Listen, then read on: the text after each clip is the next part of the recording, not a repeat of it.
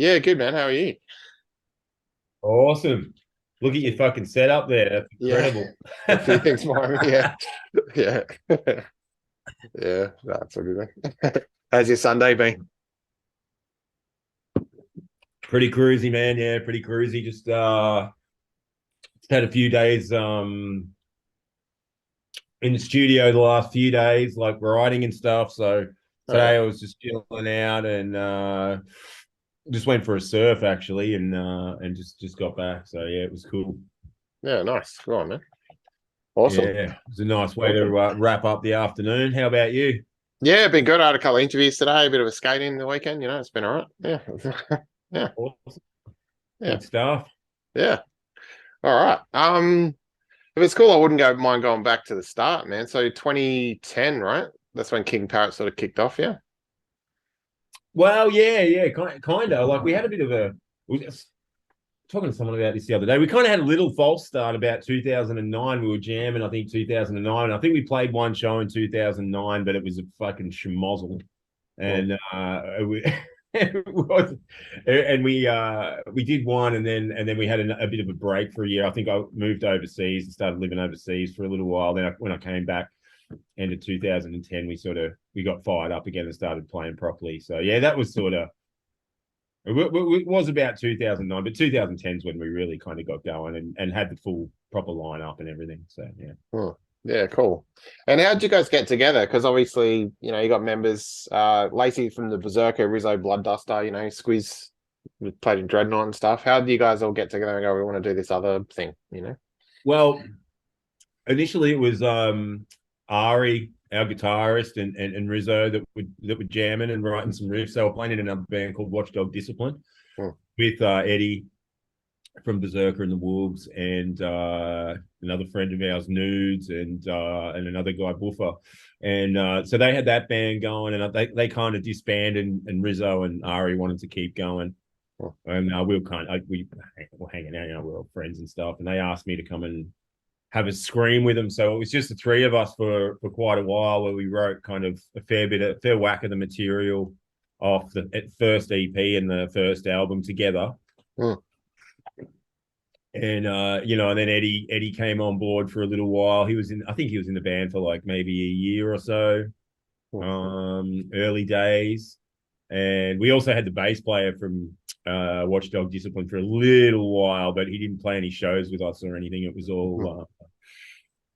It was all just jamming and that. And then I kind of had the idea to get Slats on board, and because I knew him from a long time ago. I knew that he was into heavier music as well, and that I knew that he was a really good bass player too, and that he had the skill and the groove and all of that sort of stuff that kind of suited what we were doing anyway. Mm. Um, then as we sort of got going, Eddie kind of bowed out, and just right before we were kind of doing the first record, Squiz came on board, um, and he actually wrote a couple of songs, I think, on the first record, Mm. and all of that sort of stuff. So yeah, Eddie was in it there for just a little while, and then Squiz came on board. So yeah, we've all just known each other from like all the bands you mentioned. We've all played in lots of different bands in the Melbourne scene. We all knew each other from hanging around at the Tote and stuff like that. So Mm. yeah, we Yeah, cool. certainly weren't strangers, that's for sure. Yeah. And so yeah, Buy Your Head Off 2012 came out through Candlelight Records. How'd you get together, with an overseas label and that kind of thing? How'd they sort of pick up on you? Um, so I think initially it came out on Impedance Records, which is our friends from Wollongong that do they have that record store in Music Farmers, and they do yours and ours and all that sort of stuff up there in Wollongong. Mhm. They put out the record initially. They put the EP out too. It's right at the very beginning, and then we shopped it. We just shopped it to a few labels and stuff like that, and then Candlelight jumped on board and wanted to do it. So it was all pretty kind of simple stuff, I guess. We put the record out, and then we kind of started touring. We were already playing around a little bit off the back of the EP, but once we put the record out, things picked up. We played at Bastard Fest, I Mm. don't know if you remember that one, which Yeah. was, I think it was, around 2012. We did, some of those bigger shows where we got to sort of play in front of more of the, I think the Psychroptic and Bloodduster and those kind of bands. Maybe Extortion played on one or two of them, and a few other bands that were, we went from playing in front of like 50 to 100 people to like 300 people or 400 people, and then and it was. And we were putting on our show, doing our thing, and people liked it. So the word started to spread a little bit after we did that tour, and then I think it was in like December or something like that. We put out the Shit on the Liver video, and then things just Mm. started to pick up more from there. So yeah. Yeah, that's cool. I'm talking about the Shit on the Liver video. It was a finalist to the 2013 Australian Music Video Awards that really kind of broke through. Yeah, like It was um, ridiculous. like there's a like meme. It's in the system. That's the ticket. Like little repeat a phrase and stuff. What was the creative process there? Like, did someone else take care of that, or did you guys all kind of have a bit of input into what happened? Oh, it was just a bit of a, like, I guess with the style and the way that it looks and all of that sort of stuff, that was kind of something that we had the basic sort of premise for it. Like with the corpse paint and stuff, Yeah. and all that sort of shit. I mean, it was just a ridiculous idea, really. And then and our video guy Dan Farmer, is a very creative kind of dude, and Slats is obviously a pretty good actor, and the rest of us kind of just do our Yeah. thing. Yeah. Like we're not certain. Like if Slats was like an A grade actor, we'd probably like B or C grade. but like it's just cool when you've got creative people in there helping out. The guy who was the parking inspector guy, Boyd, is a guy that's heavily involved with a lot of the stuff that we do, like the creative stuff, the artwork. He's an artist and all that sort of stuff, so he does a lot of our merch and all of that. But between myself and Boyd and Dan Farmer, we kind of are very heavily involved in the video concept development and all that sort of stuff. But I guess, yeah, Shit on the Liver was one of those things where we kind of first delved into doing something a little bit off center and a little bit different and unique, I guess. And yeah, it was the results were great. I remember, I think we were playing at Cherry Rock Festival in ACDC Lane the day that we got the edit for it. Yeah. And Slats and I was sort of, I think I had some headphones and I put the headphones in and I got the edit, and Dan, our video guy, said, watch this.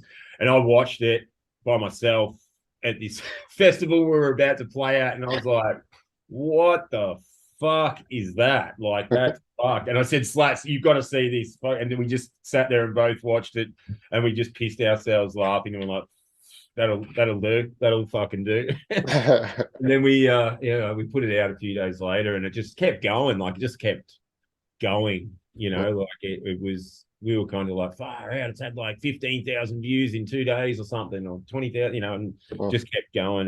And obviously, it is what it is now. It's sort of got that underground folklore thing. Yeah. and it opened a lot of like doors for us to be creative in lots of other ways as well. So we weren't sort of, after we did that, we were kind of like, well, now we can kind of do videos and have fun with it and create our own thing. So that was a really, it was almost like a blessing in disguise kind of thing, for us. Yeah, that's cool. And how'd you get it together with Dan Farmer? Like, you guys know him? He's an old friend. Yeah. Yeah, he's an old friend. We've known him for years around the Melbourne scene, and he played in bands and stuff like that. But he was also always a very, very creative video guy, and he works in film and all that sort of stuff. So I don't think he does many music videos and stuff like that these days. But I think because of what we've created now over the years, like he'll be our, we'll always love to do our videos with him, So yeah, he's just a guy that's been around for a long time as well in the music scene. Yeah, cool. And then yeah, you said before comparing your, 100 people gigs to your 300 people gigs. How about the jump to like playing big massive festivals overseas and stuff? That must have been something different, yeah. Yeah, it was. Yeah, it was. It's definitely. You know, I think I think the first time we played like a really massive festival like that was like at Hammer Sonic in Jakarta. Mm. And it was like, just ridiculous. Like, I just remember standing, we were shitting ourselves. Absolutely. I think we just done our first US tour. We came back and then we had one day where we were home and then we flew to played a show in Singapore and then went to Jakarta and played at Hammer Sonic. And I just remember we were jet lagged as hell. We were absolutely fucked, and that doesn't help with your nerves and all that sort of stuff. Mm. And we walk out there, and I'm just like standing on the side of the stage watching the band playing before us, just going, "Oh my god, what the fuck? There's so many people here. Like, it's." And there's no security. There's no like it was early days, I think it was 2013 or maybe 14 or something. It was and there was just no security there. It was just crazy. So yeah, it's that was something. I guess we've done a little bit more of that kind of stuff now, and yeah, it's always a little bit more nerve wracking when you're playing in front of those audiences, but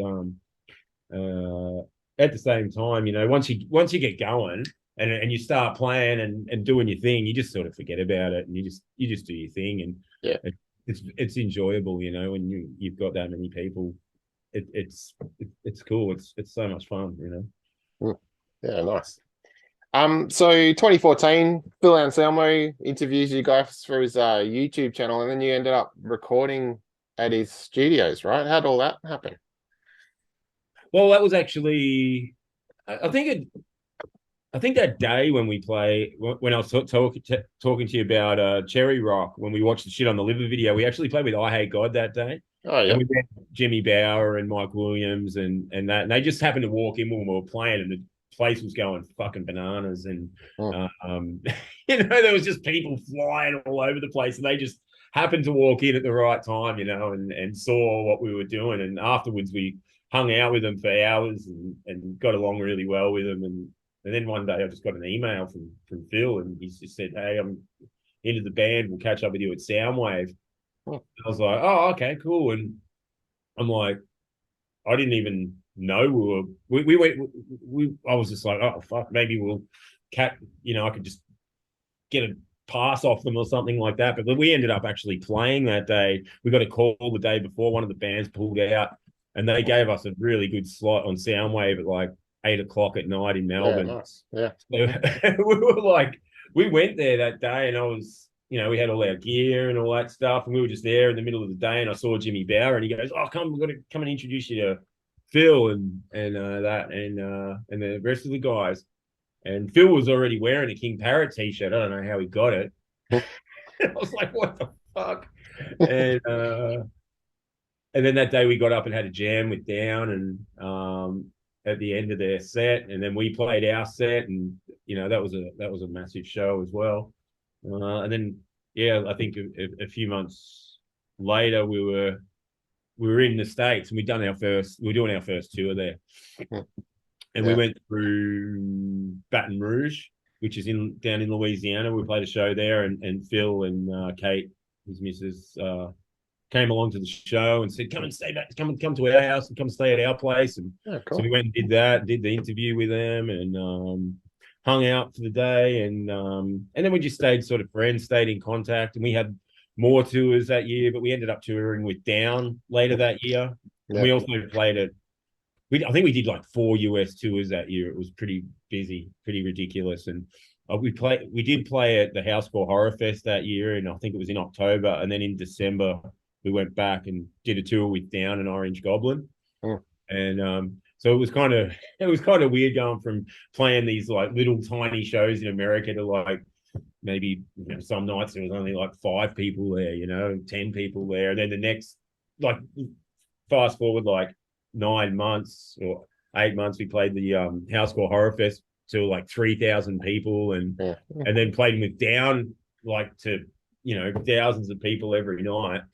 It was ridiculous. And so we did that tour with Down and Orange Goblin, and then we stayed on, and we stayed on in the States and recorded the Dead Set record at Phil's place in the January of 2015, maybe, I think it was.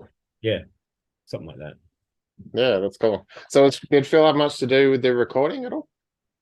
Oh, well, yeah, we recorded at his studio. Yeah, he I guess, like he produced and he was there the whole time. We had a couple of engineers there, Mike Thompson and Steve Berrigan, who were great dudes, and we just sort of worked around the clock for a full month and just got it done, and it was good fun. Yeah, he definitely helped me a lot with the vocals and arrangements and things like that. So yeah, it was good. He was well, he wasn't like super involved, I wouldn't say, but like, I mean, we had a lot of the songs kind of written already.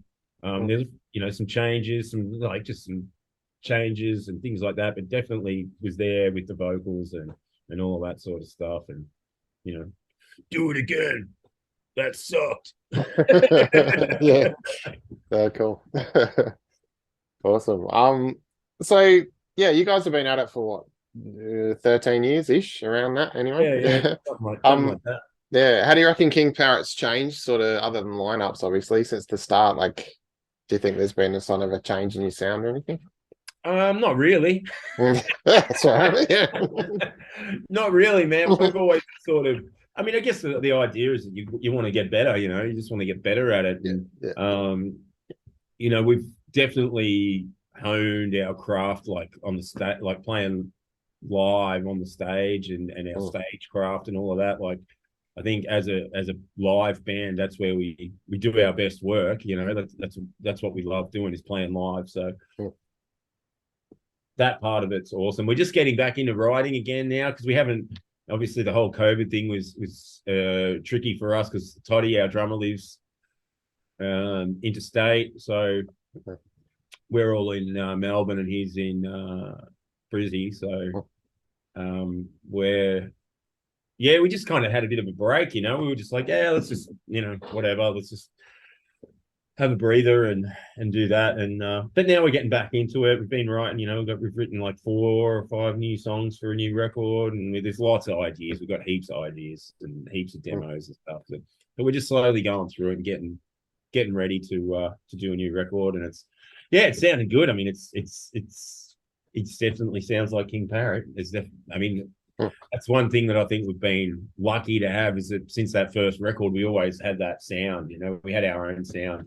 And so it's been good for us to be able to just go, well, that's us, like that's what we do. But we work within like the parameters of grindcore, thrash, punk rock, there's rock and roll bits in there too, So there's no real rules as such as to what it is, but and each of the guys, like, that write the riffs, like Squiz and Ari and Slats, all have their own little style as well. So, it just gives us the opportunity to create something that's a little bit varied, as opposed to, what most other metal bands kind of might do, Yeah. No, cool. That's good, man. With the new album, whenever it's done, who's that going to come through? Like, are you guys with the label at the moment, or is it kind of see what happens? Like, I don't know where you're at with that. Well, not too sure yet. Like, I kind of started my own little label called Dead Set Records. Yeah, nice. We've been putting stuff out for the last sort of, a couple of years. I kind of did it during COVID. We put that little EP out, that Hold Up in the Lair EP, and the other band that I do with Dave and Joe from Psychroptic, Crisis Act, we put that out as well, a little 7-inch. Yeah, cool. And I've put a few other things out. I did a split 7-inch with Black Reno and Child Bite. Some King Parrot tapes, cassettes. I just put out the Chilf record. Yeah, cool. The Chilf EP, which is Ripper, if you haven't heard it. It is really good, man. Yeah. So I've got that going. I mean, we've had a long-standing sort of relationship with Housecore Records now. It's nearly been 10 years since we've been with them, and we all our stuff has come out with Agonia Records as well. Oh, We're in nice. pop for Europe and UK and all that. So they've always been sort of very supportive of the band as well. So yeah, we'll see what happens. I'm not sure, but if it ain't broke. Yeah, that's it, man. That's cool. That's good. So you guys got some shows coming up July, August across Australia, and then a bunch of US shows later in the year, right? Is that the plan? That's the plan, man. Yeah, we're gonna go and we're doing sort of, apologies to Perth, of course. Yeah, I understand. We were there in December. Yeah. And the flights are crazy, man. Oh man. The last time we flew there, it was like, I don't even know. It was ridiculous. I was like, what the fuck? I could like fly to the Maldives or something. Yeah. But it's always, we always have good shows over there. It's just hard fucking yakka, man. It's not getting any deeper doing this stuff, So you just got to keep trying, doing the best you can. But we're doing like a bunch of regional shows. We're doing Geelong, Ballarat, Branxton, Melbourne, Adelaide, Wollongong, Newcastle, Sydney. So there's a bunch of shows there, and we'll do that. And then we're heading to the States. Can't say too much about it just yet because I don't really know what we're doing, but there's some big stuff going on over there that we're going to be doing, which is really cool. And we've announced that we're playing at the Full Terror Assault Festival. It's in Illinois, and that'll be an awesome festival. Some great bands playing there. But we'll probably do a month in the States and